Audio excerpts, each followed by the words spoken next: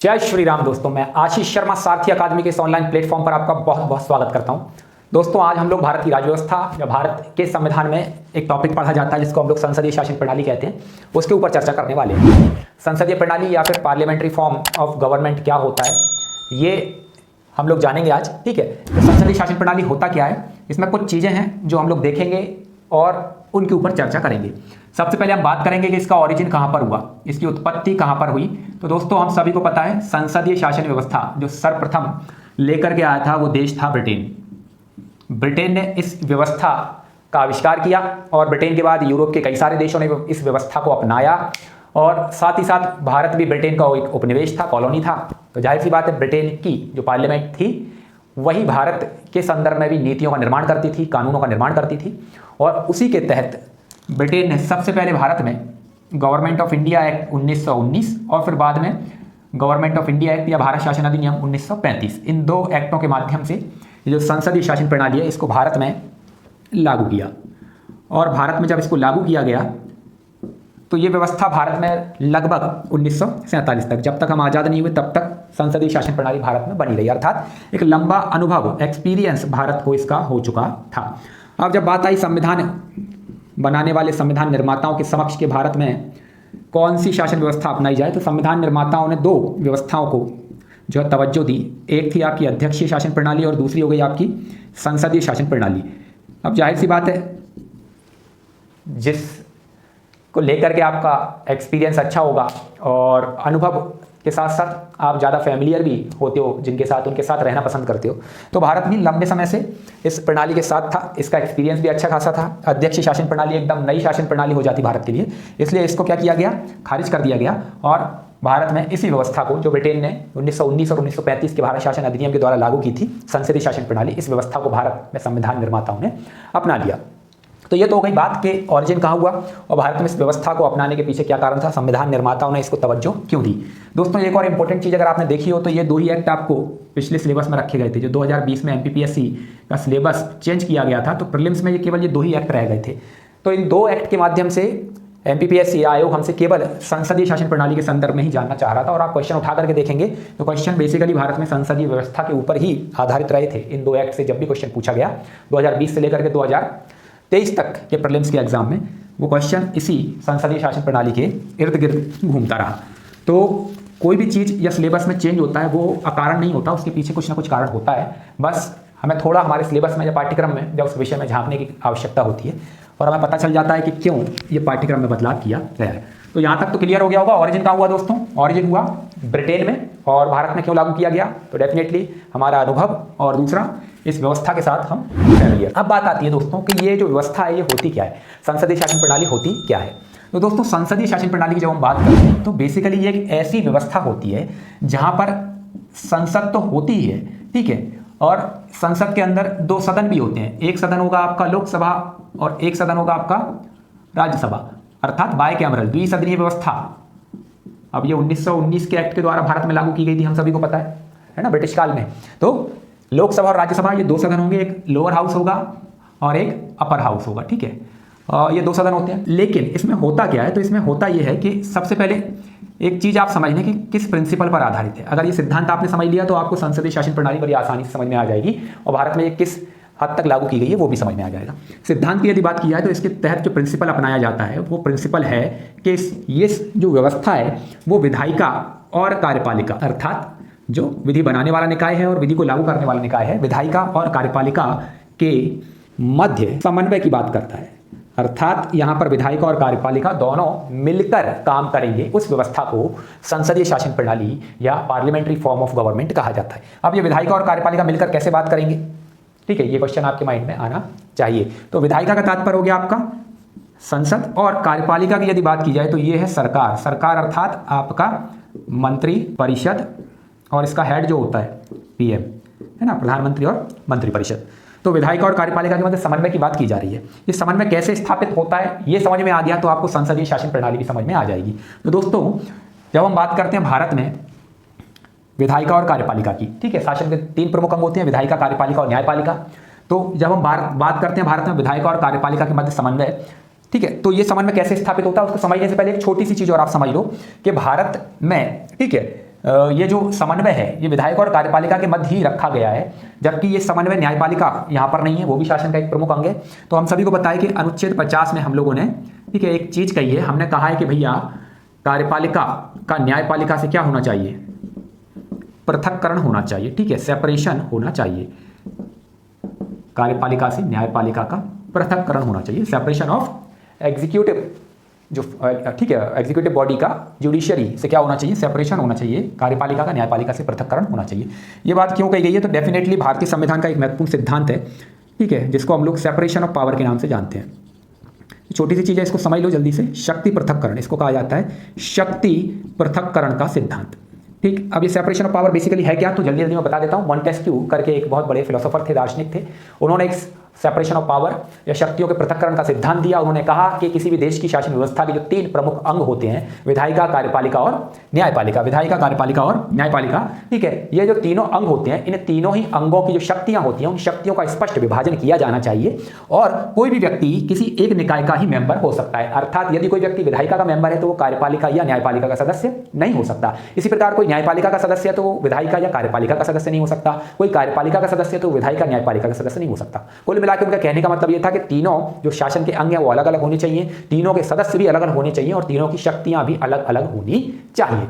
ऐसा उन्होंने इसलिए कहा था क्योंकि जब विधायी, कार्यकारी और न्यायिक व्यवस्था अर्थात सारी शक्तियां, ठीक है, वो किसी एक ही व्यक्ति या एक ही संस्था या एक ही निकाय में जो है वो समाहित हो जाएंगी या उसको दे दी जाएंगी, तो डेफिनेटली उस व्यक्ति के या उस संस्था या निकाय के निरंकुश होने के चांस ज़्यादा हो जाएंगे। फॉर एग्जांपल हम लोग जो निरंकुश शासन प्रणालियां देखते हैं, जिसमें हम उत्तर कोरिया के शासक किम जोंग उनको देख सकते हैं, जहां पर विधायिका वाली शक्तियां हो गई, कार्यपालिका वाली शक्तियां हो गई और न्यायपालिका वाली शक्तियां, सभी शक्तियां किम जोंग उनके पास ही हैं। तो डेफिनेटली वो निरंकुश प्रकार के शासक हैं और सारी व्यवस्था एकदम उसी प्रकार से संचालित होती है। तो इसीलिए उन्होंने सेपरेशन ऑफ पावर का सिद्धांत दिया था। उसी सेपरेशन ऑफ पावर के सिद्धांत में, ठीक है, भारत में इसको अपनाया गया कि विधायिका और कार्यपालिका के मध्य हमें समन्वय स्थापित करना पड़ा। क्यों करना पड़ा? क्योंकि हमने ये जो व्यवस्था अपनाई थी, संसदीय शासन प्रणाली, ये व्यवस्था बेसिकली आधारित ही किस पर है? विधायिका और कार्यपालिका के मध्य समन्वय पर आधारित है। इसीलिए जब हमने कहा कि विधायिका और कार्यपालिका के मध्य तो क्या होगा? समन्वय होगा। तो फिर पृथक्करण कहाँ होगा? तो पृथक्करण फिर करेंगे हम किसका? कार्यपालिका का न्यायपालिका से। कार्यपालिका का अर्थात होता है सरकार, ठीक है, प्राइम मिनिस्टर और मंत्री परिषद। ये जो सरकार है, इस सरकार का न्यायपालिका से पृथक्करण होगा। इसका तात्पर्य ये हुआ कि अर्थात कार्यपालिका का कोई भी व्यक्ति न्यायपालिका का मेंबर नहीं हो सकता और न्यायपालिका का कोई भी व्यक्ति कार्यपालिका का मेंबर नहीं बन सकता। दूसरी महत्वपूर्ण बात, इन दोनों के फंक्शंस अलग होंगे, पावर्स भी क्या होंगी? अलग होंगी। तो हमने इस सिद्धांत को अपने हिसाब से, क्योंकि संसदीय शासन प्रणाली थी, तो उस हिसाब से हमने अपनाया सेपरेशन ऑफ पावर के सिद्धांत को आर्टिकल 50 में। यहाँ तक चीजें आई होप क्लियर हो गई होंगी। अब ये समन्वय कैसे स्थापित होता है दोस्तों, हम उस पर चर्चा करने वाले थे, ठीक है। तो ये सेपरेशन ऑफ पावर वाला पॉइंट आपको समझ में आ गया होगा।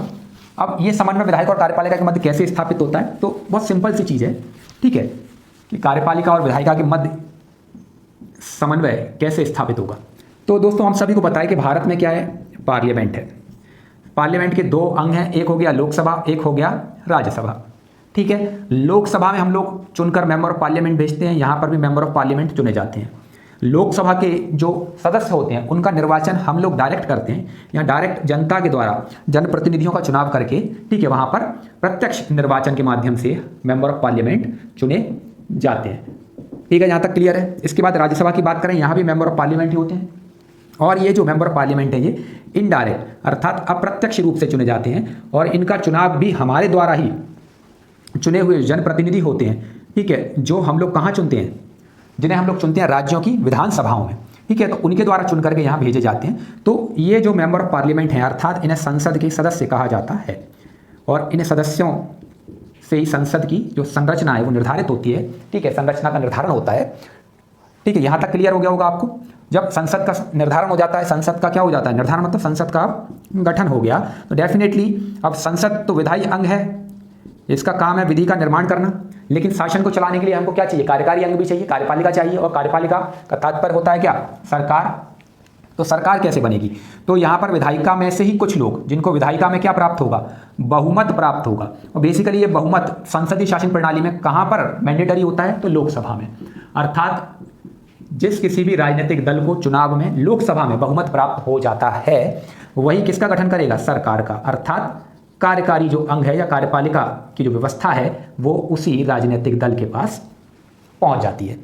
यहां तक चीजें आई हो क्लियर हो गई होंगी। तो इस प्रकार क्या चीज़ आपकी समझ में आई? ये चीज़ समझ में आई कि जो व्यक्ति विधायिका में चुनकर जाते हैं, अर्थात संसद में चुनकर जाते हैं, वही व्यक्ति, उन्हीं में से कुछ लोग जिनको लोकसभा में बहुमत प्राप्त होता है, वो मिलकर के किसका गठन करते हैं? कार्यपालिका का। इसका तात्पर्य ये हुआ कि विधायिका के लोग जो है वो उन्हीं में से कुछ लोग किसका निर्माण करते हैं? कार्यपालिका का। अर्थात कार्यपालिका के जो सदस्य हैं, अर्थात जो मंत्री हैं, वो किसके मेंबर होते हैं? विधायिका के। तो इस प्रकार विधायिका और कार्यपालिका के मध्य एक समन्वय स्थापित होता है, ठीक है। अर्थात कार्यपालिका का जो गठन है वो किससे होगा? विधायिका से ही किया जाता है। तो यहाँ तक आई होप चीज़ें क्लियर हो गई होंगी कि ये समन्वय कैसे स्थापित किया जाता है। तो संसदीय शासन प्रणाली की यही विशेषता भी है कि संसदीय शासन प्रणाली बेसिकली विधायिका और कार्यपालिका के मध्य समन्वय पर आधारित होती है, जिसमें कार्यपालिका के जो सदस्य होंगे, अर्थात जो मंत्री होंगे, सरकार के जो मंत्री होते हैं, वो विधायिका में से ही निकल करके आते हैं, अर्थात विधायिका के ही सदस्य होते हैं, वही मंत्री बन पाते हैं, ठीक है। यहाँ तक चीज़ें आप लोगों को क्लियर हो गई होगी। चलिए अब आगे बढ़ जाते हैं। अब हम बात करेंगे कि ये जो संसदीय शासन प्रणाली होती है, इसकी कुछ प्रमुख विशेषताएं होती हैं, ठीक है। साइलेंट फीचर्स होते हैं, उन पर भी हम लोग चर्चा कर लेते हैं कि इसकी विशेषताएं क्या क्या हैं।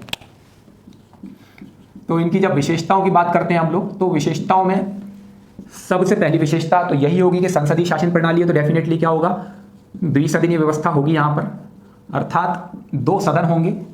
एक होगा आपका लोकसभा, एक होगा अपर हाउस, उच्च सदन, और एक होगा आपका निम्न सदन, ठीक है। उच्च सदन को राज्यसभा कहा जाता है और निम्न सदन को लोकसभा कहकर संबोधित किया जाता है, ठीक है। दूसरा यदि हम बात करें कि संसदीय शासन प्रणाली की दूसरी महत्वपूर्ण विशेषता क्या है, तो दूसरी महत्वपूर्ण विशेषता तो वही है आपकी कि विधायिका के सदस्य ही क्या करते हैं? कार्यपालिका का गठन करते हैं। अर्थात जो कार्यपालिका है वो विधायिका के सदस्यों के द्वारा ही गठित की जाती है, बनाई जाती है। और यहाँ कार्यपालिका का तात्पर्य सरकार या फिर मंत्रिपरिषद या मंत्रियों का समूह, जिसके द्वारा शासन संचालन किया जाता है। तीसरी महत्वपूर्ण चीज आती है कि यहाँ पर वास्तविक प्रमुख व संवैधानिक प्रमुख दोनों अलग अलग पाए जाते हैं। अर्थात नॉमिनल हेड अलग होगा और जो कॉन्स्टिट्यूशनल हेड है वो अलग होगा। वास्तविक प्रमुख कौन होगा यहाँ पर? Prime minister. और संवैधानिक प्रमुख यहाँ पर कौन होगा? राष्ट्रपति। और सबसे महत्वपूर्ण बात कि जो पावर्स हैं, उन पावर्स के मामले में पावरफुल कौन होगा? प्राइम मिनिस्टर को पावर्स ज़्यादा होती हैं, जबकि राष्ट्रपति जो है वो केवल संवैधानिक या फिर इसको नाम मात्र का प्रमुख भी कहा जाता है, नॉमिनल हेड। तो राष्ट्रपति के पास पावर कम होती है। ये भी एक संसदीय शासन प्रणाली की महत्वपूर्ण विशेषता मानी जाती है, ठीक है। यहाँ तक आई होप आपको चीज़ें क्लियर हो गई होंगी।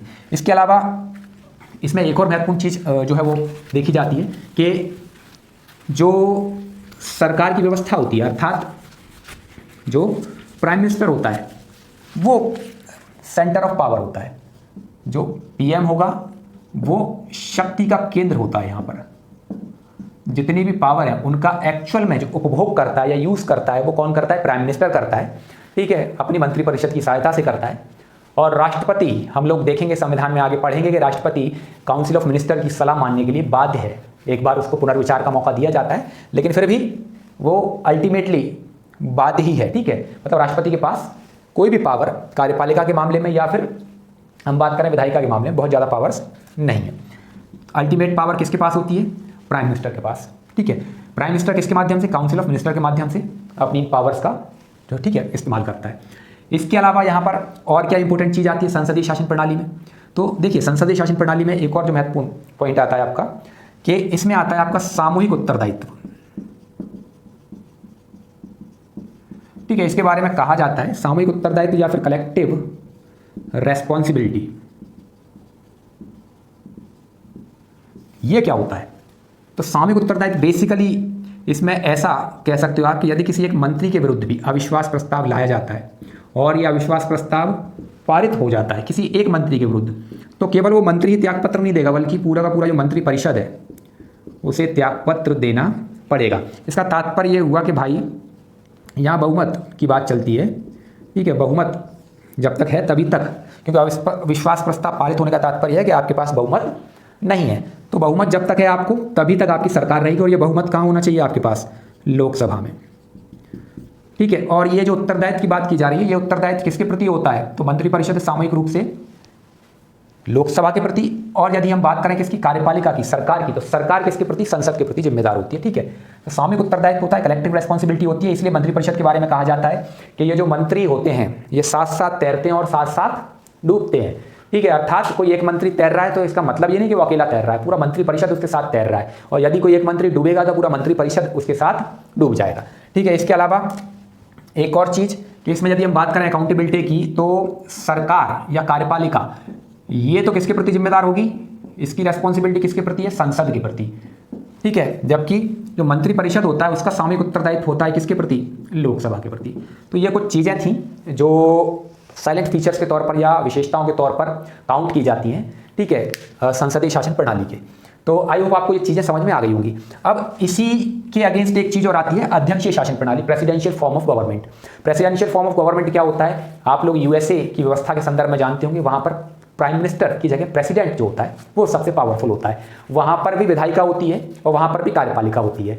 अब वहां पर अंतर क्या आता है, तो आप इसी से समझ सकते हैं कि वहां पर अंतर ये होता है कि वहां पर विधायिका और कार्यपालिका के मध्य समन्वय का सिद्धांत काम नहीं करता, बल्कि वहां पर विधायिका और कार्यपालिका के मध्य पृथक्करण, जो शक्तियों का पृथक्करण देखने को मिलता है। अर्थात विधायिका की शक्तियां अलग होती हैं, कार्यपालिका की शक्ति अलग होती है। वहां पर राष्ट्रपति जो होता है वो कार्यपालिका का प्रमुख होता है और राष्ट्रपति के पास पावर्स ज्यादा होती हैं। वहां पर विधायिका के सदस्य कार्यपालिका के सदस्य नहीं हो सकते, अर्थात राष्ट्रपति का जो मंत्रिमंडल होगा, ठीक है, उस मंत्रिमंडल के मेंबर कार्यपालिका विधायिका के सदस्य नहीं होते, अर्थात वहां की पार्लियामेंट के मेंबर नहीं होते, बल्कि राष्ट्रपति कुछ विशेषज्ञों को, ठीक है, अपने मंत्रिमंडल में शामिल कर सकता है। फॉर एग्जांपल, अगर राष्ट्रपति को फाइनेंस मिनिस्टर बनाना है तो फाइनेंस के मैटर से रिलेटेड किसी स्पेशलिस्ट को, किसी विशेषज्ञ को मिनिस्टर बना सकता है। वो राष्ट्रपति का स्पेशल जो है वो पावर है, डिस्क्रेशन उसको माना जाता है वहां पर। ठीक है, तो ये सारी चीजें वहां पर हैं। इसके अलावा वहां पर नॉमिनल हेड, अर्थात जो नाममात्र का प्रमुख हो, या कॉन्स्टिट्यूशनल हेड जिसको कहते हैं हम लोग, संवैधानिक प्रमुख, और वास्तविक प्रमुख, रियल हेड, वो दोनों ही राष्ट्रपति होता है। इसके अलावा यदि हम बात करें वहां पर राष्ट्रपति की, तो शक्ति का केंद्र राष्ट्रपति होता है। वहां पर सामूहिक उत्तरदायित्व जैसी कोई चीज नहीं होती है, ठीक है, कलेक्टिव रेस्पॉन्सिबिलिटी नहीं होती है, अर्थात किसी मंत्री के विरुद्ध कोई अविश्वास प्रस्ताव वहां पर नहीं लाया जा सकता है। ठीक है, इसके अलावा बहुमत की बात की जाए तो वैसे भी राष्ट्रपति की कार्यपालिका जो होती है वो विधायिका से पृथक होती है, उसकी पावर्स अलग होती हैं और उसकी कार्यपालिका के मेंबर विधायिका के मेंबर नहीं होते हैं। तो डेफिनेटली बहुमत की बात वहां नहीं है, राष्ट्रपति सेपरेट तरीके से उसके लिए इलेक्शन होता है और वहां पर चुन करके आता है। ठीक है, तो ये कुछ चीजें हैं जो अध्यक्षीय शासन प्रणाली और संसदीय शासन प्रणाली के मध्य अंतर करती हैं। तो अमेरिका में प्रेसिडेंट जो है काफी पावरफुल होता है और हमारे यहाँ प्राइम मिनिस्टर जो होता है वो सत्ता की धुरी होता है, केंद्र होता है, शक्ति का स्रोत, शक्ति का केंद्र होता है। ठीक है, तो ये संसदीय शासन प्रणाली के बारे में कुछ महत्वपूर्ण चीजें थी जो मैंने आपको बताई हैं। अगली वीडियो में हम लोग पार्लियामेंट के ऊपर चर्चा करेंगे कि पार्लियामेंट का गठन कैसे होता है, उसकी संरचना क्या होती है, उसका स्ट्रक्चर कैसे होता है, उसका कार्यकाल, पदाधिकारी, विशेषाधिकार आदि चीजों के ऊपर हम चर्चा करेंगे। अगली वीडियो में फिर मिलेंगे, तब तक के लिए जय श्री राम।